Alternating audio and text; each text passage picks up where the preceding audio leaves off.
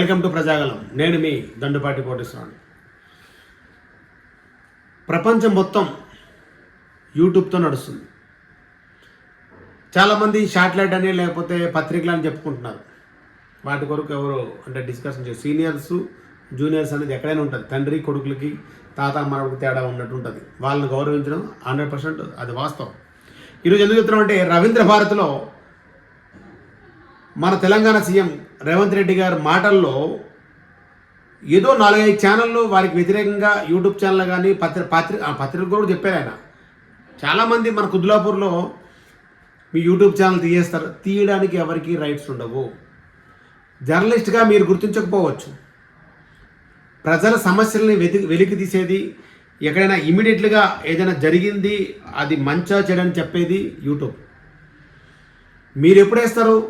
మీ ఎవరైతే ఎడిటర్కి ఫోన్ చేసి పలానా న్యూస్ వేయాలని చెప్తే వేస్తారా వెయ్యరా తెలియదు. మీ సీనియారిటీ బట్టి వాళ్ళు అక్కడ న్యూస్ వేస్తారు. అది ఇంపార్టెంట్ అయితే అది ఒక 2 సెకండ్లు 3 సెకండ్లు వచ్చి వెళ్ళిపోతుంది. కానీ యూట్యూబ్ అన్నది 10 కాదు గంట 2 గంటల కావాలి చూపిస్తుంది. అది రేవంత్ రెడ్డి గారు కూడా తెలుసు. ఎందుకంటే ఆయన ఎంపీ అయినా ఈరోజు ముఖ్యమంత్రి అయినా సరే ఆయన కూడా సోషల్ మీడియాని ఆధారపడి అయినాడు. ఈరోజు నరేంద్ర మోడీ గారు కూడా ప్రపంచంలో ఆయన 2వ స్థానంలో 1వ స్థానంలో ఉన్నారు అనుకుంటా. ఇంతకుముందు యూట్యూబ్లో బాగా ఫేమస్ ఉంటే ఇప్పుడు ఎక్స్లో ఎక్స్ట్రాడినరీ ఉన్నారు ఆయనకి. సోషల్ మీడియా అనేది ఈరోజు సోషల్ మీడియా అనేది లేకపోతే ఎందుకు ఎగ్జాంపుల్ చెప్తున్నా అంటే ఒకప్పుడు ద్రౌపది వస్త్రాభరణం జరిగింది అంటే మనకు తెలియదు. రామాయణంలో భాగవతంలో భారతంలో ఏదైనా చెప్పింది మనం విని చదివింది ఎవరు రాశారు ఎవరు అసలు రామాయణం ఎవరు రచించారంటే మనం వాల్మీకి గారు రచించారని చూసి చదువుకోవడం తప్ప. అదే మన ద్రౌపది వస్త్రాభరణం జరిగినప్పుడు అదే యూట్యూబ్ అనేది ఒకవేళ సోషల్ మీడియా కానీ అప్పుడున్న వాళ్ళు కానీ ఉంటే అది జరిగేదా? జరగనిచ్చే వాళ్ళు ఇమీడియట్లీగా అది వార్తల దావాయించేది. అందుకే ఇప్పుడున్న టెక్నాలజీ బట్టి యూట్యూబ్ అని ట్యూబ్ అని తీసిపారేయడం కాదు. మీరు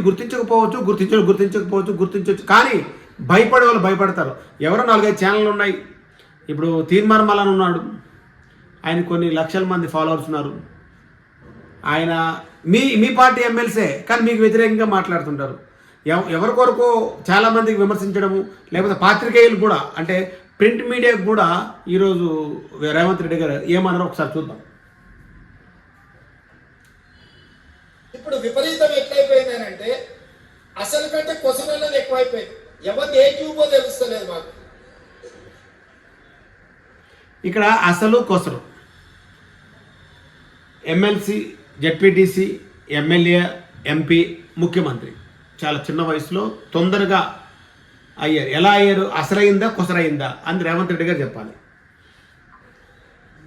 ఇక ట్యూబ్లో ఎక్కడికంటే అక్కడికి వెళ్ళిపోయి ఏది పడితే అది మాట్లాడితే అక్కడ ఉన్న ప్రజలు ఏమన్నా అంటే చూసిరా జర్నలిస్టుల మీద దాడి అని. జర్నలిస్ట్ అనే పదానికి డెఫినేషన్ ఉందో మీరు డిసైడ్ చేయాలి. మేము ఎవరిని జర్నలిస్ట్గా చూడాలో మీరు చెప్పండి. ఎవరు చూస్తే వాడు ట్యూబ్ పెట్టుకొని ఆ ట్యూబ్లో పెట్టుకుని వాడి మెడలో ఎవరు చూస్తే వాళ్ళు ట్యూబ్ అంటే యూట్యూబ్ వాళ్ళకి మెడలో పెట్టుకున్నారు. జర్నలిస్ట్గా గుర్తించాలి. డెఫినేషన్ ఎవరికి? వీళ్ళని అడగాల.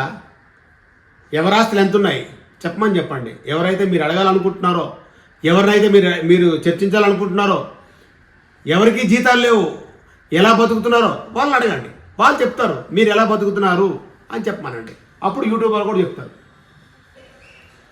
పట్టేసుకొని మెడలో ఇది కట్టుకొని వాడు నేను ట్యూబ్ జర్నలిస్ట్ అని బయలుదేరితే వాళ్ళు వివరించే విధానాన్ని బట్టి ప్రజలు వివరిస్తారు. ఏమన్నారు? వారు వివరించే విధానం బట్టి ప్రజలు అంటే అర్థం ఏంటి? మీకంటే అర్థమైంది కదా ఎవరికంటున్నారో మీకంటే మీరు కూడా ఏదైతే శాటిలైట్ ఛానల్ చెప్పుకుంటున్నారో 1 సెకండ్లో మీరు కూడా యూట్యూబ్లో పెట్టుకోవాల్సిన పరిస్థితి వస్తుంది. ఎందుకంటే ఆ ఛానల్ చూస్తారా చూడరా ఆ టైంకి ఉంటారా ఉండరా అని చెప్పి 1 సెకండ్లో యూట్యూబ్లో వస్తున్నాయి. మరి మీరు యూట్యూబ్లో ఎందుకున్నారు? శాటిలైట్ వాళ్ళు కానీ ఎవరైనా సరే యూట్యూబ్లో ఎందుకు పెట్టుకుంటున్నారు? అది కూడా ఆలోచించండి. ఏది పడితే మధ్యలోనే అడ్డంతో మాట్లాడి ఏదైనా ఏమన్నంటే చూసారా జర్నలిస్టుల మీద దాన్ని బట్టి రేవంత్ రెడ్డి మీకు నచ్చకపోవచ్చు ఇండివిజువల్. కానీ Revanth Reddy sir Telangana chief minister. Telangana chief minister అనేది ఒక గౌరవప్రదమైన హోదా. ఒక జర్నలిస్ట్ అనేది ఒక గౌరవప్రదమైన హోదా. వ్యక్తిత్వం నీకు నచ్చకపోవచ్చు. ఆ హోదా మనమందరి ప్రజలందరూ కలిసి ఇస్తే వచ్చిన హోదా. ఆ హోదాను గౌరవించాల్సిన బాధ్యత పత్రికల కానీ పత్రిక యజమానుల ముసుగుల్లో ఉన్న రాజకీయ పార్టీ నాయకుల కానీ ఎవరు తిరుగుతున్నారు? పత్రికలో తిరుగుతున్నారా, యూట్యూబ్ వాళ్ళు తిరుగుతున్నారా? రేవంత్ రెడ్డి గారికి కూడా తెలుసు. ఎవరో 4-5 చూసుకొని మిగతా వాళ్ళని అపవాదేశనని చెప్పి మా దగ్గర ఎవరైతే ఉన్నారో మేము సాటిలైట్ వాళ్ళమో యూట్యూబ్ ఉండదని చెప్పుకుంటారో వాళ్ళ కొరకు అడుగుతున్నాను.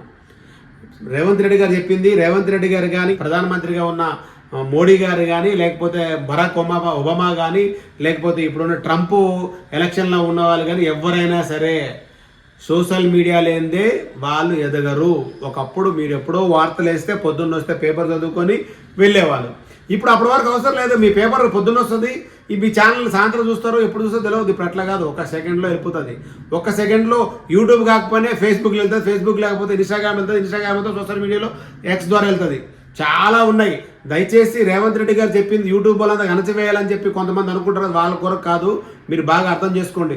మంచిని ఎవరైతే మంచిగా చూపిస్తారో, ప్రభుత్వం చేసే మంచి పనులు కానీ, ప్రభుత్వం చెడు పనులు చేసి చెడు పనులు చేసి చెప్పాలి, తప్పులేదు. అది కూడా చెప్పకుండా నేను ముఖ్యమంత్రిగా నన్ను గౌరవించండి, నేను మంత్రిగా నన్ను గౌరవించండి, ముఖ్యమంత్రి గౌరవించండి, లేకపోతే నా పదవిని గౌరవించండి అంటే మీ పదవి, మీరు ముఖ్యమంత్రి. కానీ మీరు చేసిన తప్పులు కానీ, మీరు చేసిన పథకాలు కానీ దాన్ని విమర్శిస్తారు. ఎవరైనా సరే ఆ పేపర్లో విమర్శిస్తారు, ఈ పేపర్లో విమర్శిస్తారు. యూట్యూబ్ వాళ్ళు కూడా అడుగుతారు.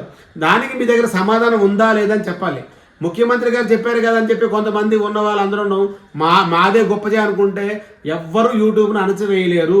మీరు రికగ్నైజ్ చేయకపోవచ్చు, గుర్తించకపోవచ్చు, కానీ చూసే వాళ్ళు మాత్రం తగ్గరు. దయచేసి మన సోదరులందరూ గమనిస్తారని మరొకసారి కోరుకుంటూ నేను మీ దండపట్టి కొట్టచ్చు. అందరికీ నమస్కారం.